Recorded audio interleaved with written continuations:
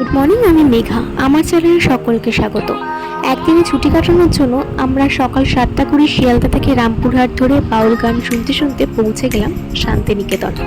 প্রথমেই আমরা কঙ্কালী মায়ের দর্শন সেরে কঙ্কালী মাকে পুজো দিয়ে বেরিয়ে পড়লাম শান্তিনিকেতনের ঐতিহাসিক স্থানগুলো উপভোগ করার উদ্দেশ্যে। ঐতিহাসিক স্থানগুলো উপভোগ করার সাথে সাথে সেই কাহিনীগুলো আমরা শুনতে পেলাম। প্রথমেই রইল তালগাছ একটায় দাঁড়িয়ে সেই বটগাছ, হাতিমতলা, গ্রন্থাগার, রামকিঙ্কর পেছে তৈরি করা সেই মূর্তি। এক এক করে দেখতে দেখতে আমরা পৌঁছে গেলাম রাঙামাটির আরেকটি সুন্দর জায়গায়, যেটার নাম হলো সৃজনী শিল্পগ্রাম।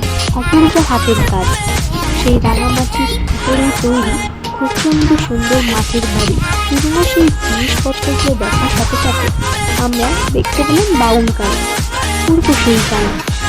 তারপরে আমরা রাজবাড়ি, সেই বিশাল বৌদ্ধ মূর্তি দেখার পরে আমরা পাড়ি দিলাম শান্তিনিকেতনের সব থেকে আকর্ষণীয় স্থান, সেটির নাম হল সোনাঝুরি হাট।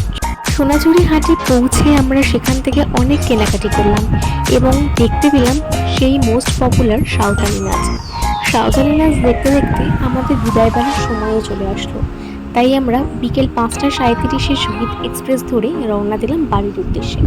এরম করেই আজকে একটা গোটা দিন সুন্দর স্মৃতি হয়ে রইল। ধন্যবাদ সকলকে।